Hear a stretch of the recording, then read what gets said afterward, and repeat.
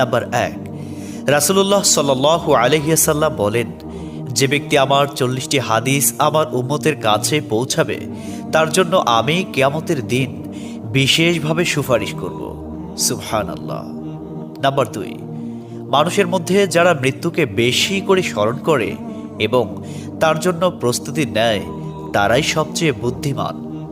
Number 3, প্রত্যেক জিনিসের জাকাত আছে, আর দেহের জাকাত হচ্ছে রোজা।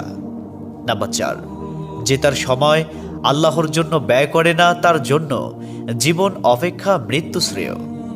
নাম্বার 5, যারা সব সময় ইস্তিগফার তথা ক্ষমা প্রার্থনা করে তাদের সাথে উঠা বসা করুন, কেননা তাদের হৃদয় সবচেয়ে কোমল হয়। নাম্বার 6, তুমি যত সিজদা দিবে আল্লাহ তত গুণা তোমার মাফ করে দিবেন। সুবহানাল্লাহ। নাম্বার 7, সূরা ফাতিহা